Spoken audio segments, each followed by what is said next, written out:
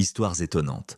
La découverte de l'horloge mécanique. Avant le XIVe siècle, le temps était une notion fluide, dictée par le soleil, la lune et les saisons. On le mesurait avec des cadrans solaires, des horloges à eau ou des sabliers. Mais ces instruments étaient imprécis, peu fiables et souvent inutiles la nuit ou en hiver. Comment notre monde est-il devenu obsédé par la minute et la seconde?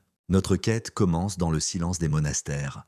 Pour les moines, la vie était rythmée par un programme strict de 7 prières quotidiennes. Il leur fallait un système fiable pour les réveiller la nuit et sonner les offices à heure fixe. C'est de ce besoin de régularité qu'est née l'une des plus grandes inventions de l'humanité. Vers 1300, des artisans anonymes de génie mettent au point le cœur de l'horloge mécanique, le mécanisme d'échappement. L'idée est révolutionnaire, une force continue, fournie par la descente d'un poids et découpée en petits fragments de temps égaux. C'est l'échappement à verge et folio qui, par son balancement, bloque et libère un rouage dent par dent, produisant le fameux tic-tac. Le temps pouvait enfin être compté. Les premières horloges étaient d'énormes machines de fer installées dans les clochers des cathédrales et des hôtels de ville. Sans cadran pour la plupart, elles servaient à sonner les heures, devenant le symbole de la puissance et de l'ordre de la cité. Elles réglaient le temps du travail, des marchés et de la vie sociale. Mais ces horloges primitives étaient encore imprécises, pouvant perdre ou gagner un quart d'heure par jour. La révolution suivante vient au XVIIe siècle avec le scientifique néerlandais Christian Huygens.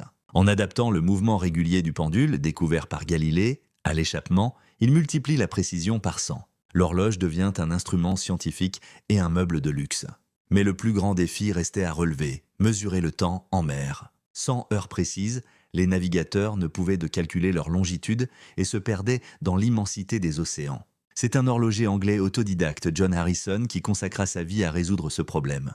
Après des décennies de travail, il créa le chronomètre de marine, une horloge d'une précision et d'une robustesse incroyables, capable de résister aux conditions extrêmes du voyage. De l'énorme horloge de clocher au chronomètre de Harrison, puis à la montre dans notre poche et à l'heure universelle sur nos smartphones, l'invention de l'horloge mécanique a façonné notre monde moderne. Elle a synchronisé le commerce, la science et les transports, nous donnant la maîtrise du temps.